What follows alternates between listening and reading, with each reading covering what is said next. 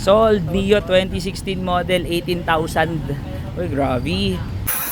Ay, grabe, napakamura niyan, 'di ba? 18,000 Mio 2016 model. Ewan ko na lang kung sinong hindi kakagat diyan. Eto kasi nangyari diyan, itong unit na to, hindi ko unit 'yan, pero may komisyon tayo pag nabenta 'yan. Yes po, pwede kang kumita sa ganong paraan. Talagang wala kang puhunan, kundi talagang pure connections at pure posting lang sa marketplace, kayang-kaya mong kumita. Bale, ang buyer nga natin is from Cavite pa. So, ang ginawa namin is through video call ko, pina-check yung unit. Ayan, tamang checking lang ng makina, yung tunog, tinakpan ko yung tambucho, pinarinig ko kay bossing. So, hindi ko na nga papangalanan yung buyer natin kasi buy and sell din siya sa Cavite. So, alam mo nang gagawin ng mga buy and sell, aayusin to and then ibebenta niya rin. Which is okay na okay lang sa akin yun kahit ibenta niya na mataas sa benta ko kasi diba parang tropa-tropa lang buy and sell. Ayan, may mga onting issue nga lang to, sporty natin, pero all goods na all goods to kay bossing. Ang lupit-lupit lang kasi ang laki ng tiwala sa akin ni bossing kahit through chat, through video call, through videos, talagang pinadeliver niya, through Lala Move, talagang wala nung sabi-sabi. Binayaran agad tayo pagkakita ng unit. So yan, fast break lang natin.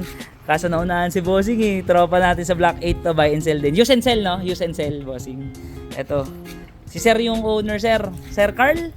Tama, si Sir Carl. Pangalawang unit niya na sa akin to. Eto kasi tinulungan ko na lang si Sir para at least actually hindi ako kumukuha kasi ng tawag dito, hindi ako sigurado, hindi kasi ako mekaniko eh. Kung mekaniko lang ako eh, bakit hindi? Yan lang. Sold, Neo 2016 model, 18,000. Uy, grabe. Kaso may mga issue putol yung pipe. Ayan, so sasampa na from Cavite. Putol yung pipe. Sir, thank you ha. Thank you bossing. Ayan yung Neo natin. Sampa na natin, papunta ng Etivac. Laki ng nabook. Gayang kalaki Solid pre. Yan po, sold. Sporty. Bye-bye.